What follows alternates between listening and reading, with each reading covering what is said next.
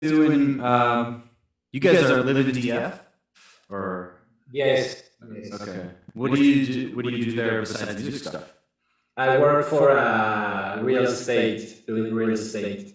Oh, nice. Yeah, and the podcast and music and just living life. Yeah, that's awesome, man. Yeah, one day I'd like to buy real estate in Mexico City. Me and my girlfriend love Mexico. Like Mexico is definitely like a place that I would like to live for a part of my life. Oh, sweet. Yeah, and I love TF. It's the best. Yeah, it's a great city, but it's a bit crazy, to be honest. Yeah, I would like to live there for a very short time.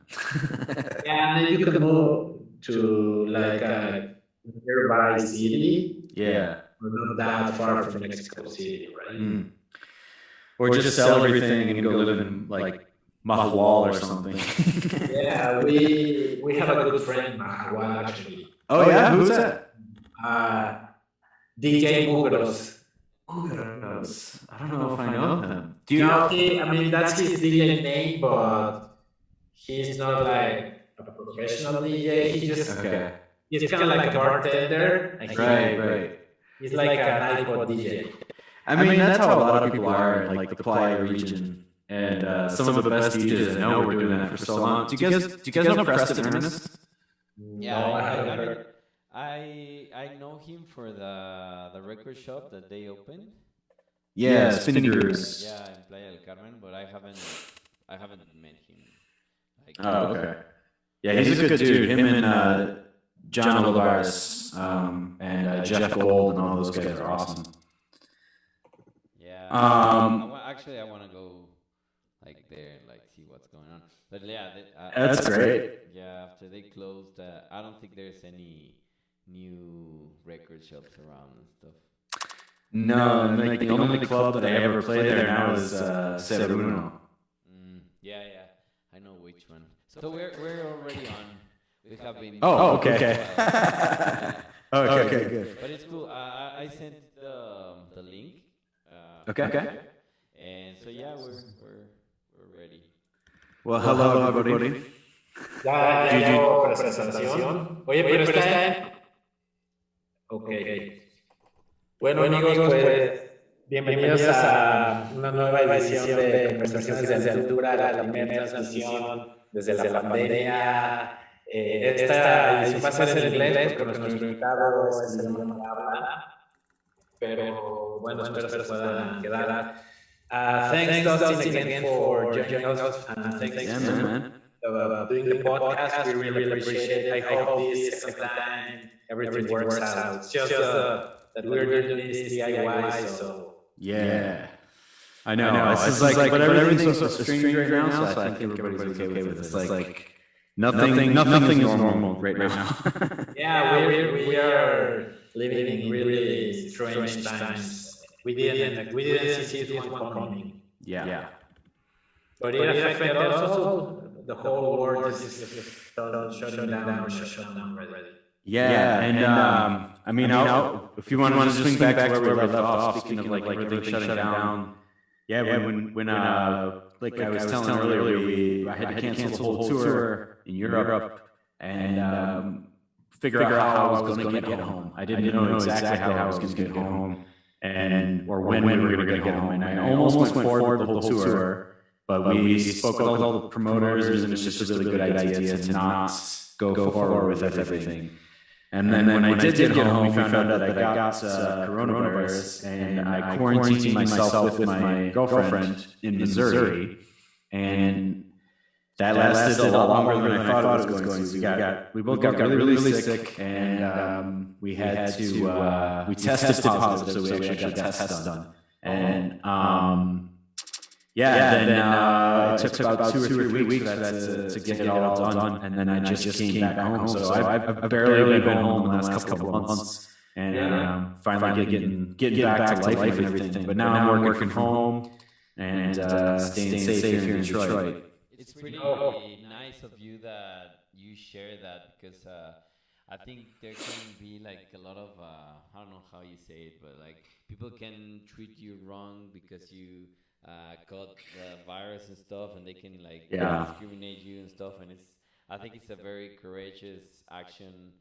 that you go and like openly and publicly talk about this, and also I think it's pretty helpful because I think I was talking. I mean, I don't know if I should talk about this, but I'm gonna do it. Like, I think my sister caught the virus as well. She lives in Oh wow. she lives in Los Okay. Angeles. Well, not in Los Angeles. She lives in Orange County, but Mm-hmm. but yeah, I think she got it, and she was telling me that she was feeling wrong and she was feeling bad and stuff. And then because of your videos and all your posts and stuff about the virus, I was asking my sister if she felt like this and if she was like going through whatever you were going through and stuff. And like, yeah, she told me that she was having almost the same symptoms and stuff. So I'm really glad that could help in some way because I mean it's like I don't think I mean I don't think what I did was courageous. I don't use that word, but I just think it was what I think everybody should do if they had it because everybody's gonna experience it some way. Either they're gonna get it, or a family member is gonna get it, or they're going to know somebody else who got it in some way. So we're all gonna be affected by this. So just like talking honestly about it and normalizing it and making sure that we all know what this really is like. Because as soon as this started happening, right, like tons of people were doubting if it was real, and there was so much misinformation out there, and you have to like just be honest. Like, hey, this is what happened to me. This is how I got tested. This is what's going on, and like just making sure that everybody knew, from at least my friends knew like one perspective. That's all I was trying to do, and make sure that everybody, had something to look at. Just that was like a little bit hopeful or something. I don't know. It's like such a strange time. The best thing that you can do in a time like this is just be really honest and positive and tell people the truth. And I think then everybody acts right. Most people are smart, good people, and we all want each other to be okay. And that's really all that this was about. And everyone's going to get affected by it somehow. I mean, we all lost our jobs basically, or at least have to work from home. So no matter what, everybody's affected.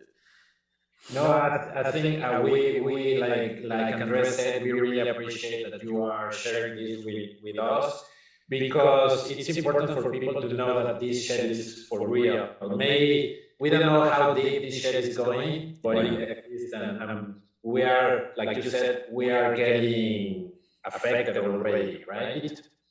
So I would like to ask you, when you got checked, did you have to pay money to get your test for the virus, or how does it work? Because I've been hearing some things, the fake news, and you don't know who to believe.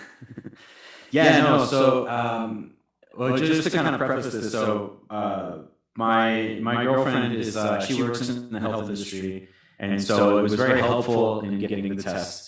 So shout out to Jane if you're watching this. You're the best. But no, we were able to get the test both because we were in a rural place and because of her job. I think very much helped that. So I know that the testing is not easy, especially here in Detroit. Like I was very, very lucky. In many ways, I was an extremely lucky person, and I'm very thankful for that. But no, I told them in Missouri, what my insurance was. I have health insurance through my employer, and I'm lucky for that. But I also do Medicaid at my job, and I know that everybody here, even if you don't have any money right now, if you apply, you will get Medicaid without a doubt. So pretty much everybody that's getting tested that I know of hasn't needed to pay anything. I didn't have to pay anything.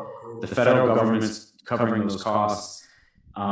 So I know that I was in like a very lucky situation, but everyone I know hasn't needed to pay for that. I think now if you were treated in the hospital, if you had to get like intubated or put on a machine, then that might be a very different story. And obviously at that point, then you might have to pay something. So I don't want to tell people that it's like totally free, but yeah, when I got it, the testing, at least if available, is free. But for the most part, if anybody's watching this and doesn't know what to do, if you think you might have it, the honest truth is that unless it's like life-threatening, just stay at home, because that's the best thing you can do. That's what I was gonna ask, because actually when I was talking to my sister, I told her like, hey, so are you gonna test yourself or what are you gonna do? And then she was like, well, I'm not feeling like hospital bad, you know, like she was feeling bad, but not too bad to go and like into an hospital and stuff. So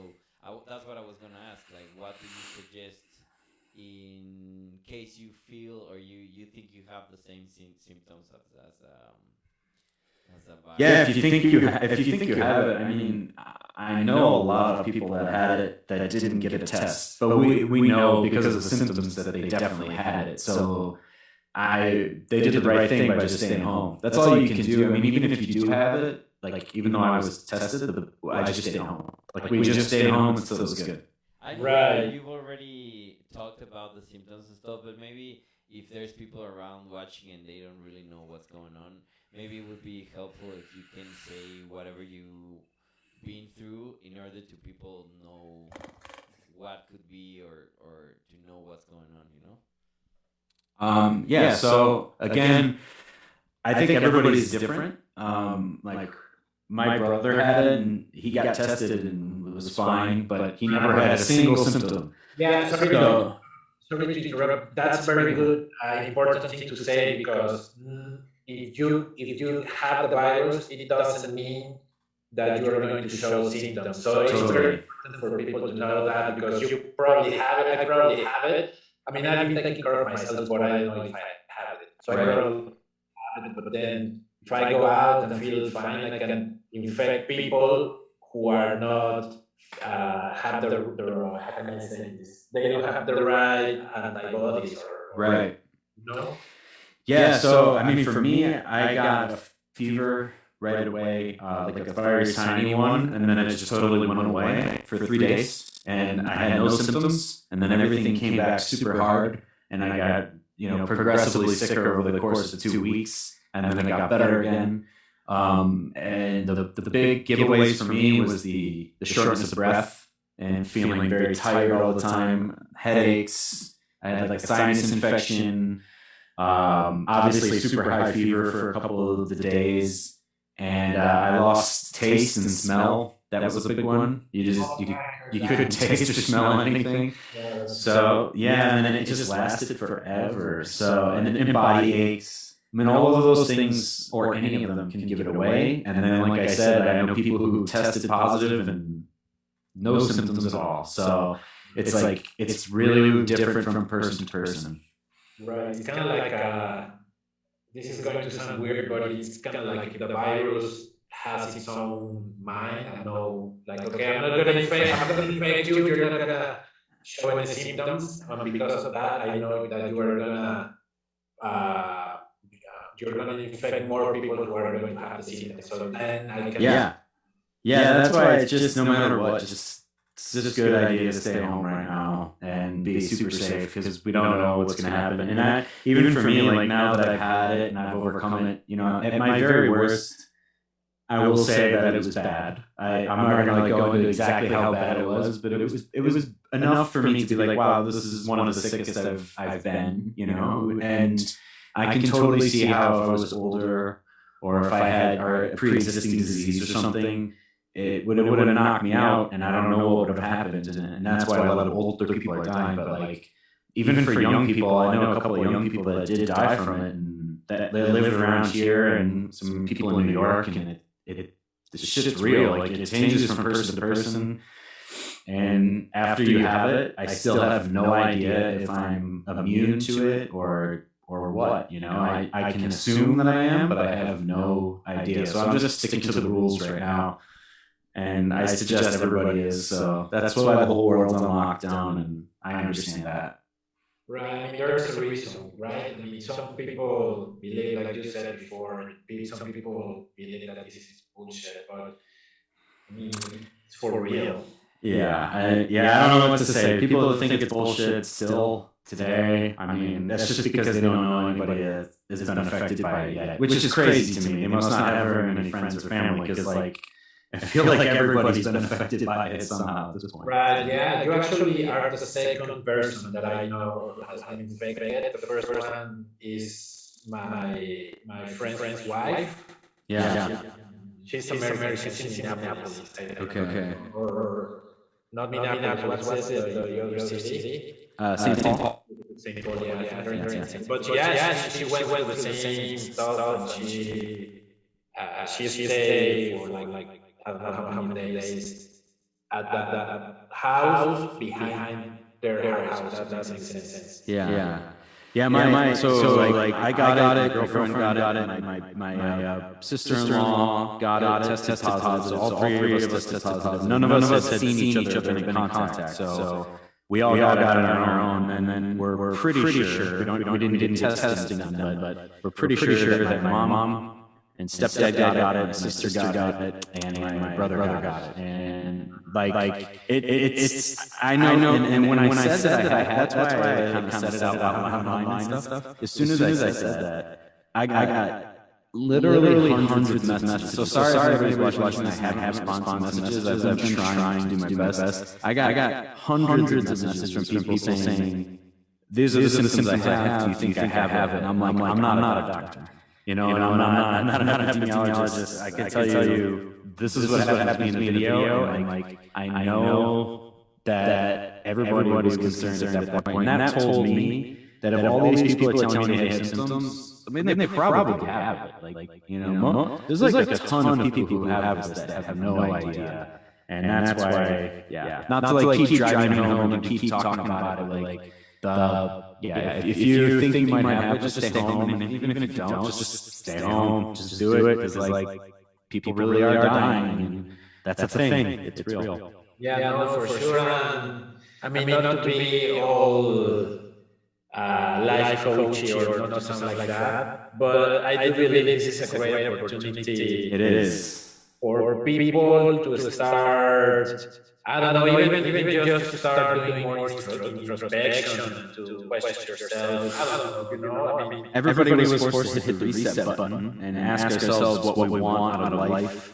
Where do we want to go with this? Who have we been? You know, like I personally was doing too much. Like, I don't know if people know this about me, but I work. So I have a full-time day job that I work for the government. I told you guys in private earlier, you know, I work with addicts in rehab centers here in Detroit. And I've been doing that for 8 years, along with helping run the labels that Sleazy McQueen owns, Whiskey Disco and Love Dancing, and then obviously doing touring using my vacation time. When here again, I mean, I'll leave for a weekend and go to another country and come back and go straight to work. And then obviously producing and making music, and like when this happened, everything just full stop. So I went from working like 3 jobs to doing absolutely nothing, and I had to ask myself a lot of really deep questions about what I value in life, what I want out of life, and what this all really means for me. And now I'm seeing a lot more clearly about what I want out of all those things, and who I want to be around me, and all of that stuff. And I do think that this is a great opportunity for everybody to do that, especially in the music world, because the music world is going through sort of an evolution in a very weird direction, and I think like before the coronavirus itself too. So interesting. Sorry. Yeah, no, What do you mean about like a weird direction? Like, yeah, I was going to ask the same thing. So, well, we all have to use social media, obviously, and it's a really beneficial thing, and it allows us to do great things, like me talk to people about, you know, when I have the virus, or me get my music out to people, and you guys do podcasts, and like there's so much amazing, great things. And then at the same time, just like anything, it's used sometimes in the wrong ways, and I think a lot of times the DJ scene, you know, we all know the idea that, you know, people who are popular on Instagram or whatever get more bookings and all of that kind of stuff. But it started to be this thing where everybody who was making the music wasn't necessarily, they're spending all their time in the studio and spending all their time creating this stuff, and unless they were able to actually put that on video or photos and show it to people in a really like cool, trendy way, it's really difficult to actually get your stuff out there. Because back when I started DJing, obviously things change and it's good. But when I was doing it, the way you got recognized was you made a record, you put the record out, you got fans, and then you got bookings. And now these days, you know, you don't need to do any of that stuff. And that's a good thing, but sometimes it's a very bad thing too. And sometimes people are are definitely taking it in the wrong direction.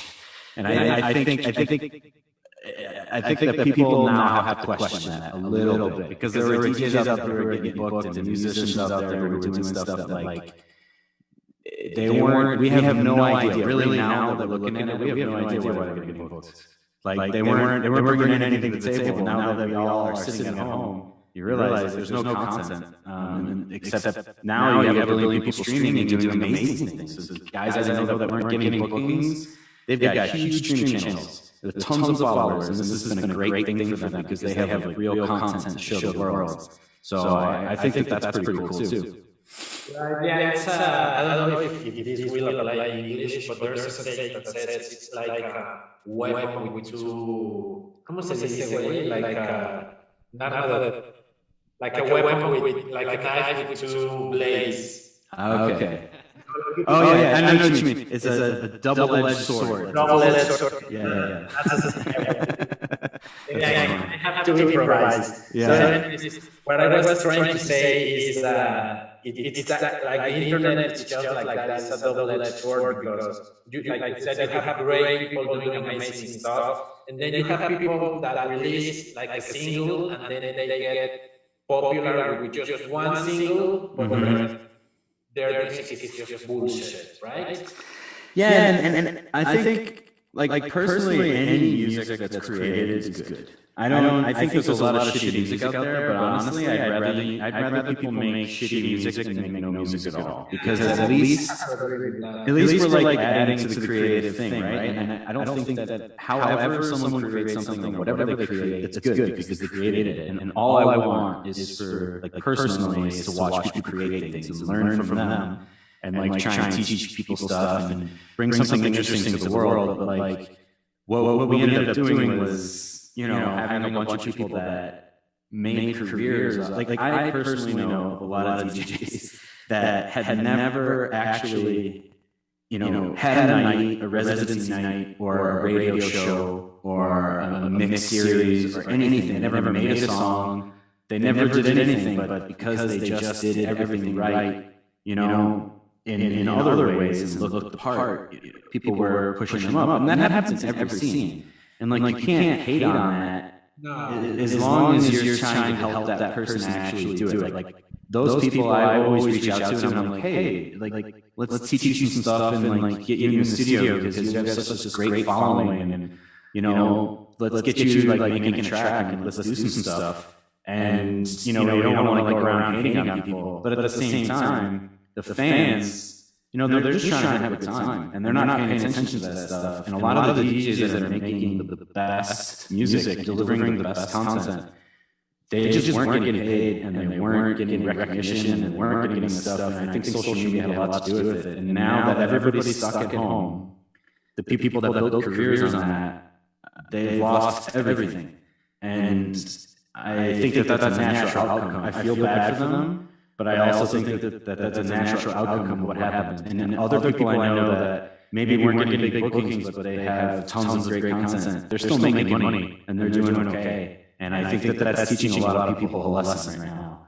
Right. Yeah, it's interesting because at the end of the day, as music fans, we are paying attention to quality as opposed of quantity, or just because you have one great song, but the rest of your music is not good. But like you're a DJ, right? And me? Or you're a music fan, Yeah. So like if you're a music fan, you really care about that stuff. But like 75% of the people at the party, they don't care. they don't like. Yeah. I think. I kind of disagree. I agree Yeah? with you in the way that, like in the how do you say, like in the mainstream. But let's say I don't know, your type of music, it's still club and it's in some way mainstream and stuff. But the people that go out and club for that music is not like that. People that like that superficial music, And That's true. What's going on here in Mexico? It's can you hear me? Yeah. Yeah, sorry. The thing that is going on here in Mexico is that when you go to a club, like to an electronic music club, like seriously, I think that 50% of the people that are like going to the club are DJs and are trying to do music and stuff. So that's totally true. And seriously, when you go and get a gig in a decent club here in Mexico, like you have to do it like really really well because you know that there's a lot of DJs and a lot of people listening and criticizing whatever you're doing. Not in a wrong way, but like they're like really looking whatever is going on, you know? I guess yeah, you're right. It definitely depends on the club and the city that you're in and all that stuff for sure. I do think you're probably right about a lot of places in Mexico I've been, and I gotta admit I feel the same way. Like most people really are trying, but like you gotta. It's funny to me because you ask yourself like if 50% of the DJs there, or 50% of the people are DJs there, what's the difference between you and any of those 50% of people in the audience? Like, why are you up there, right? Because I know, like, a lot of people that just go to parties and never get bookings that are absolutely incredible DJs. And you have to ask, like, why? And some of them are even incredible producers. And it's like, why are some people getting, up on stage and some aren't? And there's no easy answer, and you don't want to just like complain about it or something, but I think it's important for people to recognize that the age we live in now, it's all about content delivery. Like you have to be able to deliver your content somehow. I know that we all want to be living in this age where only the best of the best rises to the top, but that's not always true. And I just want to tell anybody out there right now who's a producer or a DJ, do not think that you're not as good as the person up there. And do not hold back getting your stuff to people. Send messages all the time. You can be a little bit annoying sometimes. That's okay. And like just keep trying and going because there's really not much difference between you and them. It's all about working and knowing the right people and doing the right stuff. Sometimes it really is like that. Yeah, no, I agree with you. What I'm gonna piggyback on that is that nowadays, like you said, you have to, in a way, update yourself with use these tools that we call social media, right? And sure. I'm not a DJ and I don't create that type of music, but I do make music. And what I have found with people, with musicians, is that they only want to focus on one thing, that is just making music, right? But then lack of I'm gonna quote it like business side of things, right? And that's when, for example, for me, social media and posting shit, it's hard for me, but I know you have to overcome that, like the I guess the artist mind trying to maybe lower and maybe just put a little bit more of the business side of things. Well, it's like I know some people have like they use that word business techno. I don't know if you guys have heard that word. Yeah. So business tech, I like to say that there's business techno and there's techno business, right? And like one is where the business and the money and the bookings matter before the music, right? But the other way is the music is the music. And then you do have to handle your business on the other side of that, and that's okay. That's what we're all doing. It's totally okay because as long as everything we do is driven by the music, as long as the music is coming first and foremost, then all of that is okay. And I don't want people to think that like it's all about the music. It is all coming from the music, but if you think it's all about the music, like the biggest lesson that I learned, because I've been DJing for 13, 14 years now, and I didn't start getting really good bookings until maybe 6 years ago. And that's because I changed my mindset and said, well, I can be the best DJ in the world. And I used to follow all the Detroit DJs around to the record shops. I bought everything that they bought. I practiced every single day. And I worked my ass off to try and become the best that I could. And I was thinking, well, this doesn't matter. It's not doing anything. And I used to get really down about it. And I know how people feel about that, when they're starting to DJ. And then one day I realized, like, well, I need to be a brand somewhat. I have to offer something in some way that separates me from other people so that people want to come see me, because even if, like you said, 50% of the people at the party are DJ heads and they care about the music, that's why they're there. But really, people want to have a good time. They want to feel excited. There's a ton of really great DJs out there. So like, what's going to make you bring people out to that show, and like, what makes you special?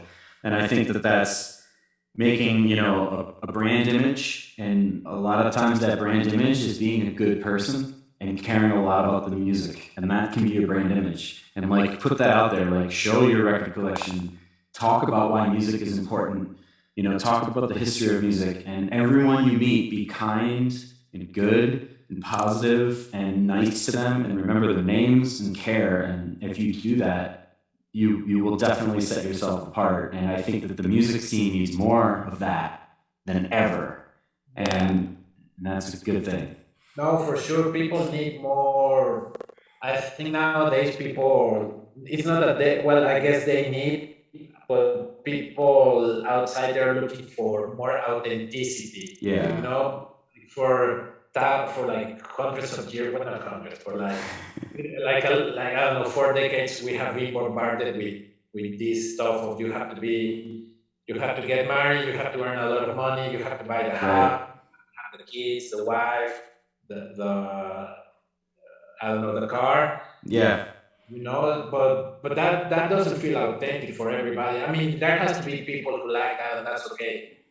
But most of us don't really are looking for that, right? So now, what I'm trying to say is that nowadays people are looking for more authenticity, right? Do you feel that when you Instagram, when you Facebook? Yeah, I mean, even anywhere on social media, that's actually what people are projecting, is this idea of authenticity. And sometimes that idea of authenticity sometimes it's fake, to be quite honest. And that sort of becomes the brand, right? Is that because we want authenticity, a lot of times people are faking it. And like, for example, where I live, right? I told you guys I work in drug rehab centers. I've been doing this for 8 years. I've been DJing for 13. Like, I was born in Detroit. I was raised outside of Detroit, right? So I'm not that. And in Detroit, everybody talks about this like idea of an authentic Detroiter, right? And it doesn't matter that I was born here and that I spent most of my time here and that I live here. Some people have this idea of authenticity that you have to have like be raised here, and I get that. And so people try to project that. That's their prerogative. That's fine. And you can take that and apply it to anything. Everyone's got this idea of authenticity. Everyone's trying to push, but everyone should just be themselves. And I think that that's a really good thing. Sorry to interrupt you. The time is running off. So should we do another round, another 40 minutes, or are you fine? That's totally up to you guys. Yeah, I'm fine. What about you? Yeah, we can do that. Yeah. All right. Yeah, no, for sure. I'm down. I love this. Yeah. Sure. Yeah, hold on a second. Okay. We are DIYers. Yeah. We don't look punk rockers, but we have the punk rock spirit. Okay. When this goes down, I'm going to change my lighting situation because I'm getting closer and closer to the screen as it gets darker here. Okay, so are we still on, Andres? Yeah, we're still on. Okay, guys. I'm gonna finish it already. All right, bye. No, it's okay. All right, bye.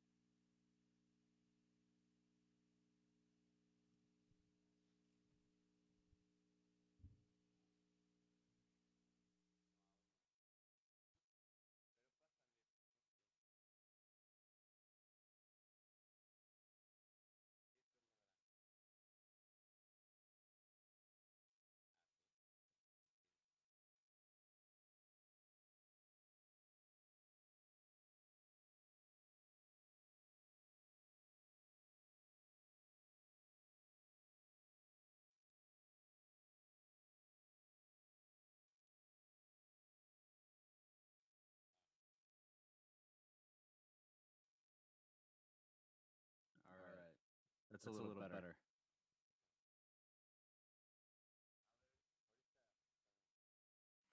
Hold on one second.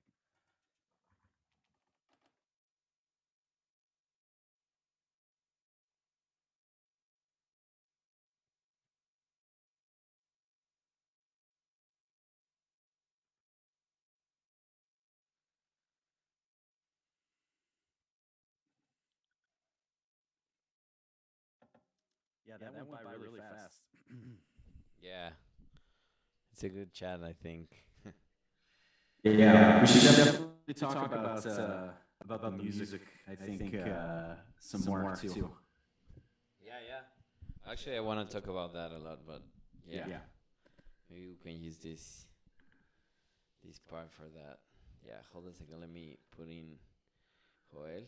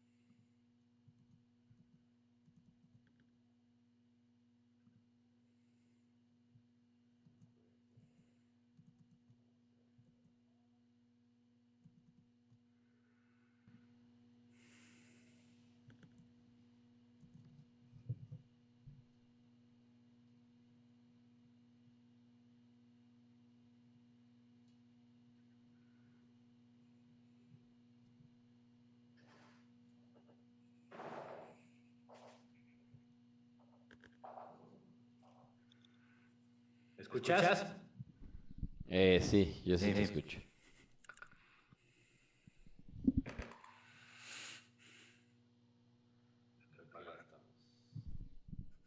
Ya estamos. ¿Está viendo mucha gente? Más o menos. Ya estamos live otra vez. Okay, so we're back on. Thanks again, Dustin, for staying with us. We really appreciate it. Yeah, man. Thank you guys.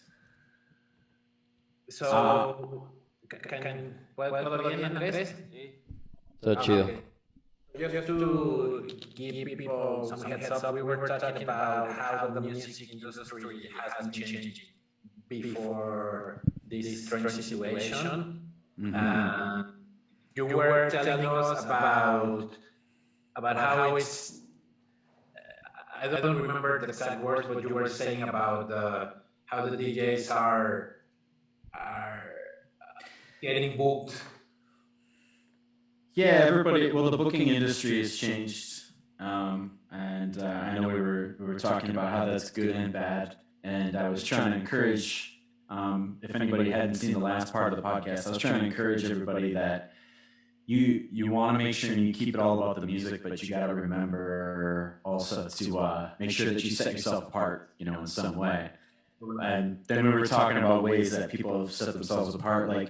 So I think there's a lot of really cool examples out there. If we look at case studies like Mr. Scruff, I think is a brilliant case study, right?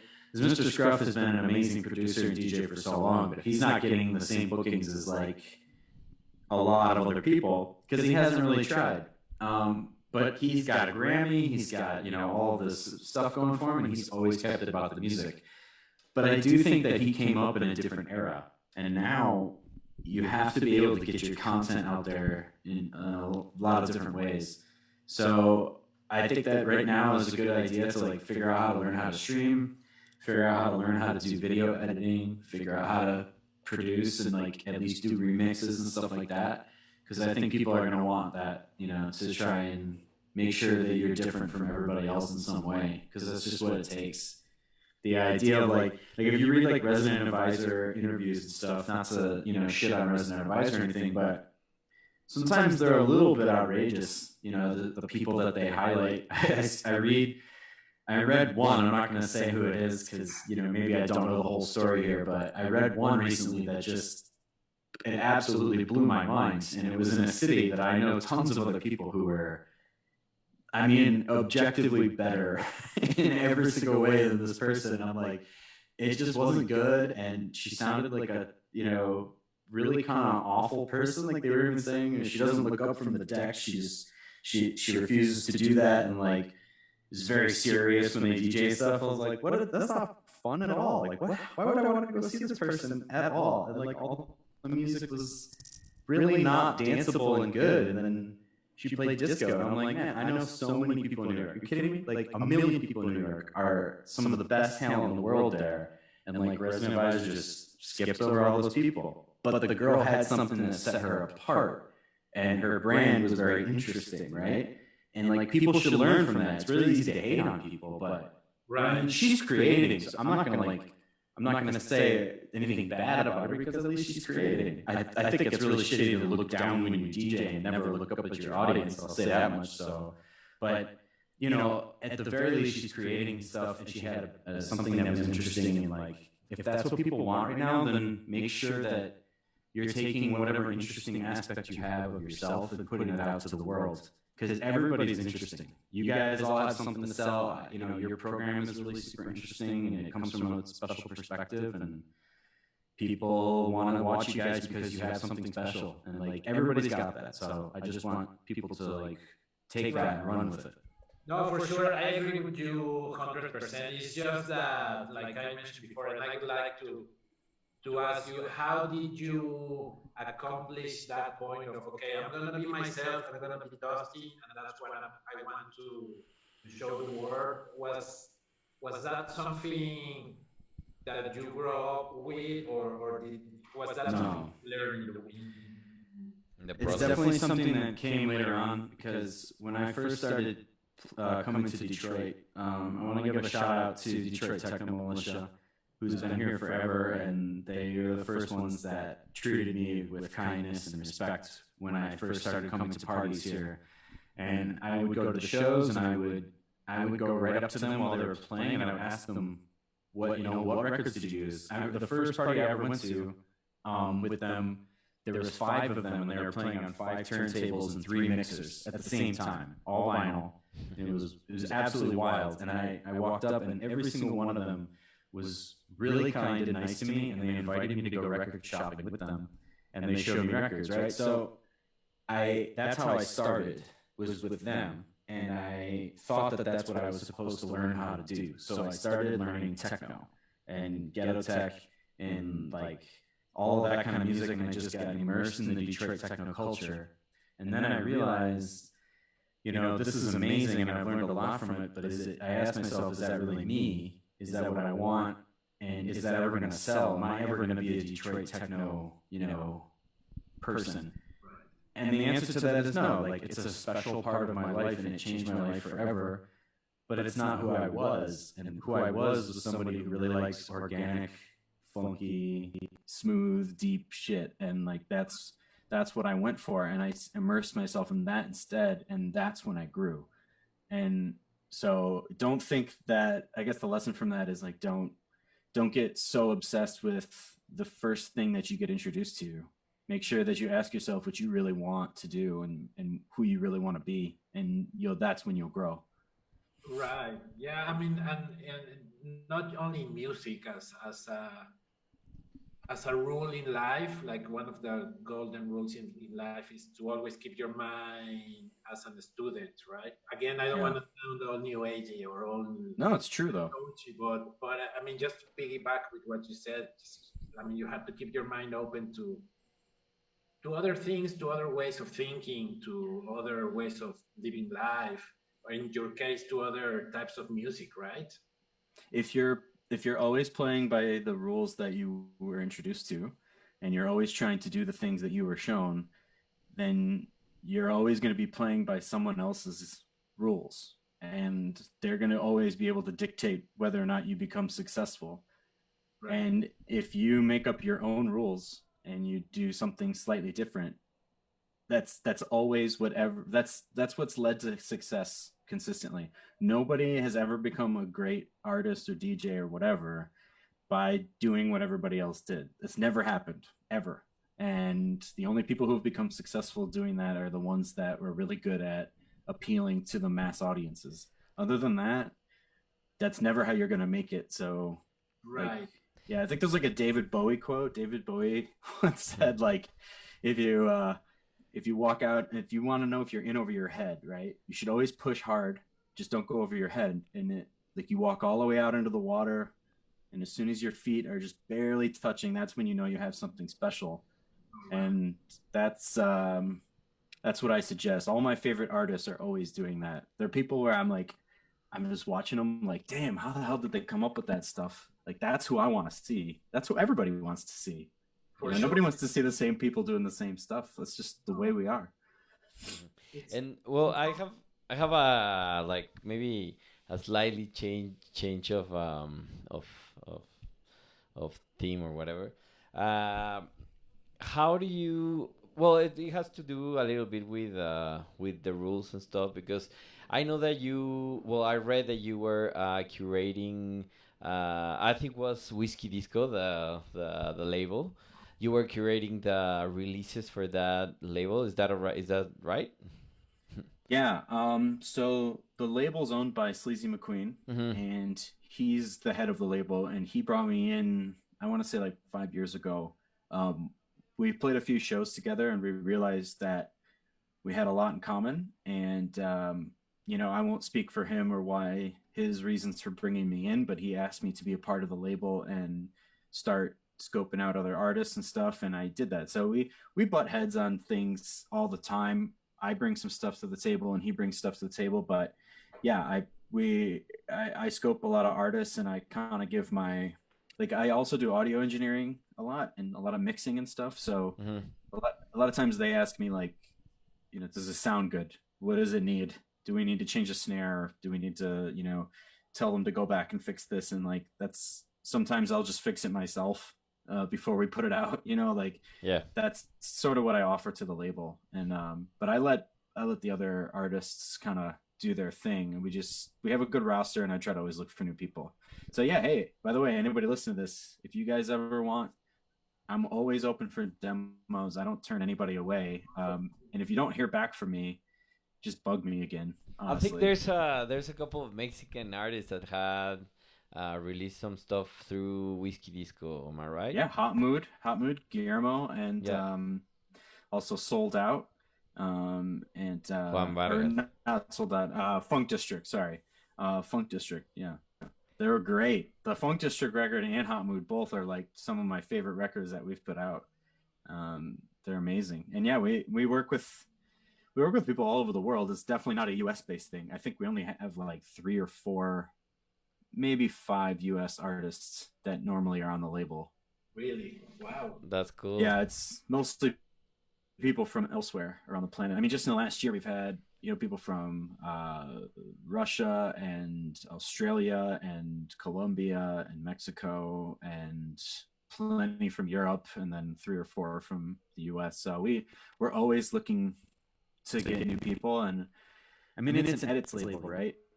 And we can talk about edits for like 45 minutes because that's a tricky subject. But like, edits, it's supposed to be fun. Some people take it way too seriously. Like the label's been around for 10 years now. So we're on our 71st release, I think. What we're working on right now, or 72nd. Wow. We've done all of them vinyls, and like all of them are vinyl. Oh, great. Every single one. You don't fuck around. No, and the point of the label is that disco is fun to dance to, and we want to make sure that it stays fun, because a lot of edits, I don't know, man, it gets weird. Like, it's a tricky subject, right? Because some people say, oh, it's stealing music, and some people say that it's a necessary part of DJing. We're not trying to make money off of this. Like, we really try to like do vinyl only as much as we can. We do some digital sales, but that's mostly for the Love Dancing stuff, which is the house label. And we do some digital sales on Juno and stuff to supplement the label, but to be quite honest, it's all just to maintain it and like put it out there. And we clear samples when we can. We just cleared a sample from Joe Bataan and Salsa and stuff like that. The point of the whole label is to make sure that we have. We just want people to have fun. It's just fun music. Do you have talking because you were saying that it's a tricky theme or whatever. Do you have any standards for the sampling on the edits? Like, do you say like, all right, so you're not gonna just download the song and just paste it on, I don't know, your Ableton Live or whatever, or do you have any standards for that, or whatever sounds cool or sounds good, you're okay with that?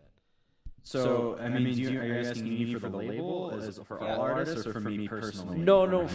First, I'm talking about the label, and second, what's your process in producing? So, for the label, I request that everybody be smart. I don't want, I trust people to do the right thing, right? I don't want people going out there bootlegging it off of a YouTube sample or something like that. If they do, I'll know. Usually I'll know like right away.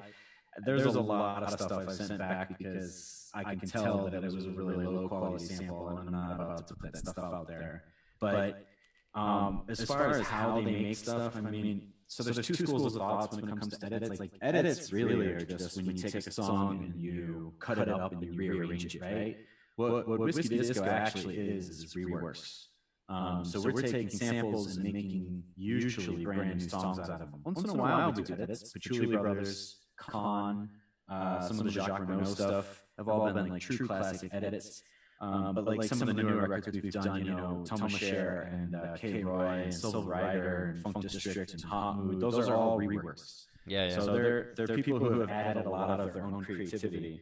And as somebody who does reworks myself from time to time, I know that the debate is really hot about like what we can do with edits and whether it's okay and what reworking is. I like reworks. I think it's fun, and it's like I love watching somebody do something new and creative to attract. And to me, it's very similar to hip hop. Hip hop, is actually that's all it is. Hip hop is reworks, like old sampled hip hop. That's exactly what that was. Yeah, that's the base. They had big labels behind them and cleared the samples. That's really the only difference. And like you look at some of the old, even old Daft Punk records and old Buckethead stuff from like Masters at Work, like same thing. They were just making, they're just cutting this stuff up, and like a lot of disco house is the same thing. Disco house is actually a derivative, like it's a watered down version of a rework. You're basically, instead of taking the whole song, chopping it into pieces, replaying parts, like some of the reworks I've done, I've played are way harder than original music that I make. Like sometimes I make original tracks and it's just pure creativity and it flows and it just comes out of you. And then when I do a rework, it's like, oh man, okay, I gotta like buy the $100 record. I gotta sample it using all my nice stuff. I've gotta like divide it into multiple parts based on frequency range. I've gotta like, I read up on the artist to see what instruments they used and like actually try to recreate that in the studio. I've paid session musicians to come in and try and play over the top of that stuff. Like I've paid hundreds of dollars, an hour, just session musicians come in and do the parts of the rework that I want. Those to me, that's not just an edit. That's something else entirely. And I'm not asking people to do that, but I do expect people to think hard about the stuff that they're making and not just to make it like throwaway and forgettable, because there are a lot of really bad edits out there and reworks that do not need to be done. They don't add anything to it, and I don't really know why people are doing them, but I'm happy that people are creating. It's just not for us. So we do try to have somewhat of a standard, and I know that it's not for everyone, but that's okay. That's cool. I mean, it's really, I don't know, interesting for me to listen. How's your process? And also because I have these conversations about the edits with a lot of friends that produce music and stuff, that a lot of them say, when they are producing like from scratch, like all with synthesizers and samplers, like with small sounds and stuff, they are like, well, I don't like that much edits because it's just like chopping a song and just like rearranging it and whatever. Sometimes it is like that. Yeah, but at the same time, you know the quality when you hear it. Like it's not easy to just do an edit that sounds good. First because of the arrangement, and second because of the recording, and third because of the idea or the new idea or whatever. So in the end, it's not as easy as you might think. You can do a lot by making very simple changes. Some of the best records that I've ever heard are 2 or 3 tracks, and that's all you really need to do. Fortet did that record Questions. That's a rework, right? That's the disco house track that he did. It's probably like one drum machine and some effects chains and like a sample, and that's it. And Daphne did I forgot the name of it. He just did an edit record recently that was like super hot, and it's the same sort of thing. And like they're really simple records. Those guys didn't do much of them, and that's okay, because sometimes being super smart about it, sometimes the highest quality stuff is because you didn't add too much. But sometimes you want to go like way far into it and add a ton. And when you do original work, that's all you. Like the track I just did for Razor and Tape, Reserve, that. A lot of people hit me up and asked me if that was a sample. So if anybody's wondering, that there's no samples in that. That's 100% written and recorded here in my studio. And I had saxophone players and key players, and I wrote the lyrics, and I had a singer, and I did all the engineering and recording, and like that. That's what I really want to work with artists, whether they're doing reworks, edits, original stuff. I want to work with artists that get like what sounds great. Like one of my favorite artists is Ease. I don't know if you guys know Ease Saint Laurent. No, it sounds more like a brand of clothes. Yeah, it's sort of a play on that. So he goes by YSE. Like the name sounds kind of funny. Man. I haven't heard of him. Yeah, so he's the guy that we work with, and he just gets it. Like there's so much amazing stuff coming out of him. And someone I started working with recently was Javant. So we have a couple of EPs that we've been working on together, and there's just like, it doesn't matter how you get there. It's just whether or not you're pouring your everything into it. And as long as you're doing that, like it could be one track. It could be a 48-track project. You could be using the most expensive synthesizer with the best key player, or you could be like figuring it out on your own, but you're like just losing yourself in it. Like when you know. That's all that matters, is like trying to get the best, whatever works for you. Yeah, you just have to make it happen, I think. Yes. Let me ask you this.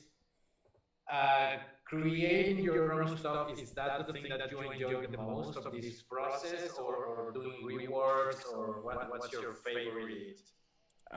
My favorite moments in the process is definitely when you create something of your own and it works, because 90% of the process is creating stuff of your own that doesn't work. So the experimentation is fun, and you can do that forever. You can sit around and play with synths and make noises and write patches. But I do think that like having an idea come together. So probably the arrangements. I really like it when you can finally make the arrangements click, because I think that arrangements matter more than almost anything else. You can fix tracks. I agree. You can make everything better by simply changing the arrangement. Right. And I think it's pretty difficult, because when you listen to a finished song, then you say, oh, yeah, like everything makes sense. But for you to make the sense that you are thinking of, I think it's pretty complicated, Like a good example is one of my friends, Mike Huckabee. I don't know if you guys know Mike Huckabee. I think I've heard of him, but I'm not sure. But yeah, he's kind of a classic Detroit legend around here, and his records are primarily just not all of them, but most of them are just really good loops. honestly. They're like 6-minute long loops, but they're the best loops you've ever heard, and they make small subtle changes throughout that just come at exactly the right times. And I can't do that. I'm not patient enough to do that. I don't know how his brain works that way. And like, it's not something I could ever achieve. And yet it's such a small, tiny thing. And that's where I learned listening to his records, is how I started to realize the arrangement is what makes a huge difference in the energy. And a lot of times we're making arrangements these days, especially DJs, because we're putting it on YouTube and shit like that, and people are listening to it while they're doing homework and stuff. Like, we're making arrangements as though they're songs, but like we forget that these get played in the club. And the arrangement for the club should be completely different than the arrangement for like Spotify or YouTube or something, because the way you listen to the music is totally different.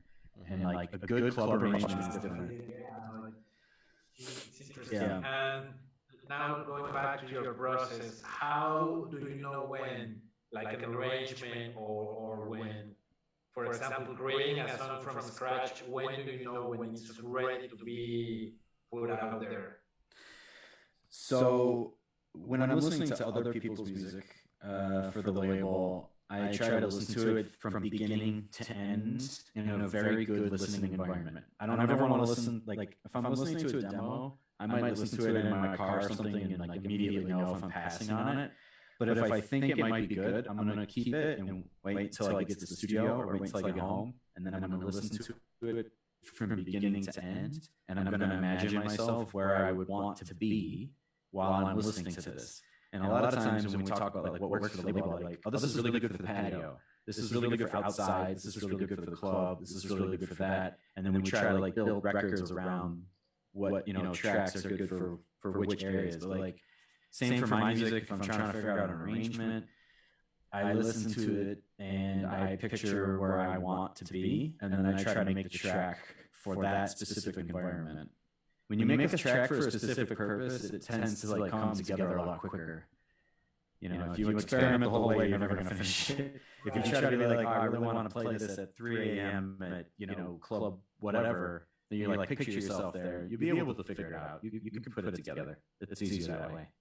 Right, because you're trying to get to a goal. In this case, is making the arrangement for Spotify, as opposed of making the arrangement for a patio. Yeah. No, it's really helpful to imagine yourself doing that. And it's the same. It's the same when you're DJing. I mean, everybody plays better when they have a better crowd in front of them, right? So if you're making music, imagine yourself in front of a crowd playing that song. Like, you'll kind of figure out where you want the energy levels to be. Do you feel to throw out like a new record label, or you're fine with your current your current jobs, let's say? So eventually I'll be quitting my job, and probably sooner rather than later. And when I do that, I will be thinking about starting a new label, but I'm not entirely sure on that yet. I think right now I have a lot of people who are doing amazing things with their labels that I'm close with. Rock City Disco is a big one to mention. They're doing amazing things here in Detroit. I just absolutely love their label. I haven't heard of them. I'm gonna check them out. You should definitely check them out. Like, truly an original label. He's doing the same thing, like same concepts. Peter Croce is his name, the guy that runs it. And the same concepts I'm talking about. We just have different tastes, but the same concepts apply to him. Like, we have very shared values. Like, he just wants what he loves on his label, and he has very specific reasons why he loves them. And it's made it, because of that, he's created a fantastic label. But yeah, when I quit the job and I go music full time, obviously I'm going to be touring and producing and doing all that stuff. I don't know if I'm going to start a label yet, but I think I'm going to start doing a lot more business and information type things in the music world. Like right now, I watch a lot of my friends not getting paid, and for amazing work that they're doing. But not getting paid for gigs or for producing or for what? Well, gigs is funny, right? Because if you think about it, like, it's mostly for producing, for writing music. Like, musicians are not getting paid what they're worth, and I think DJs are either underpaid or overpaid. Yeah.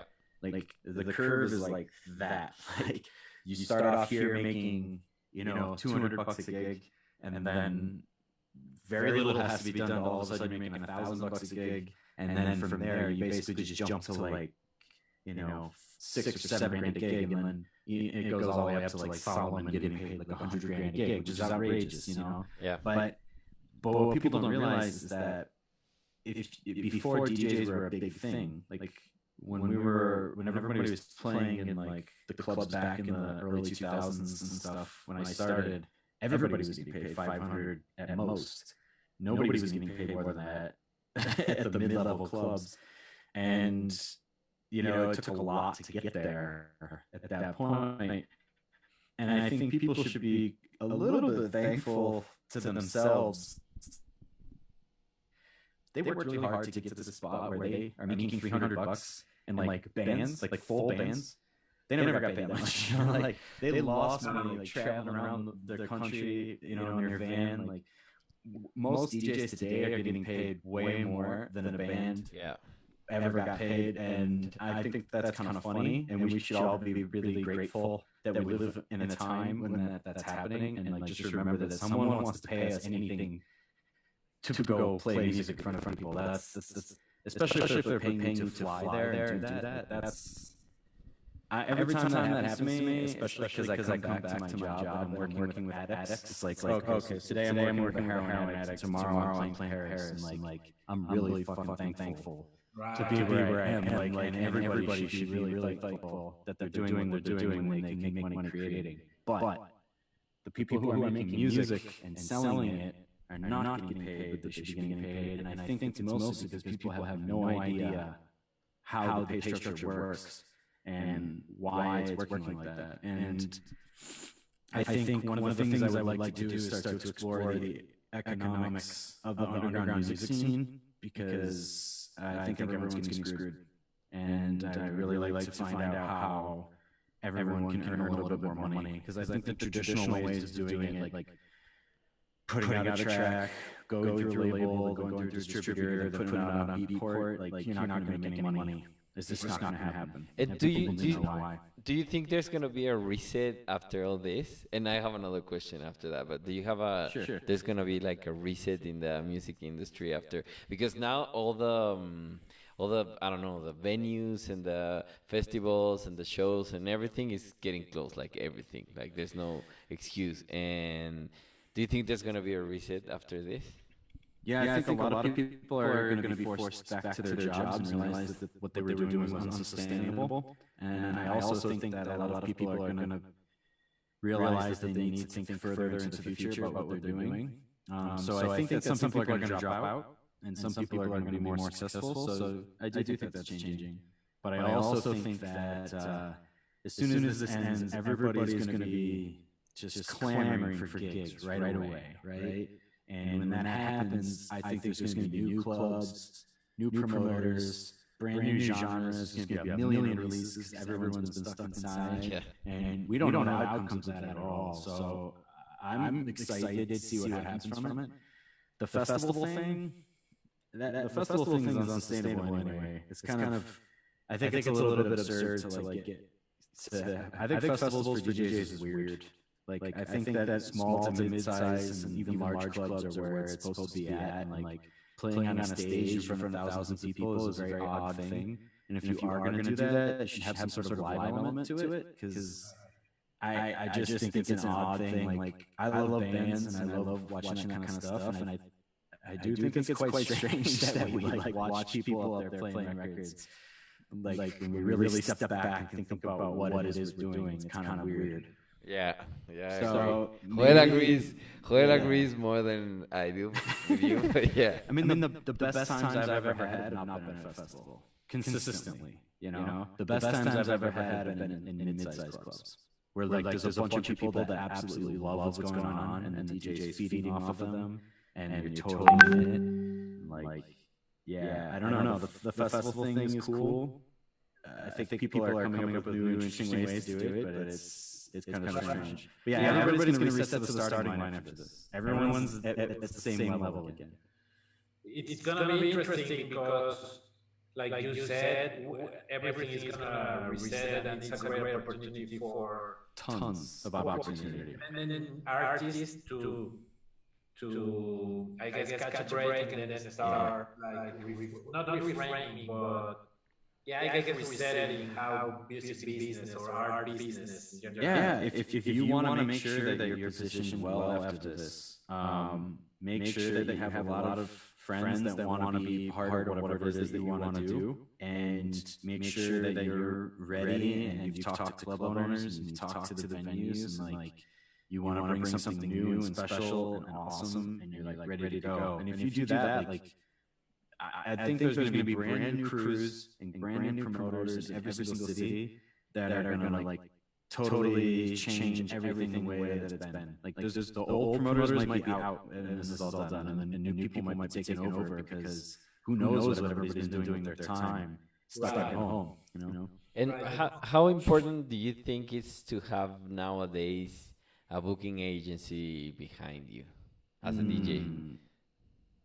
That's a tricky question because in reality, it's not important at all for the process of getting booked.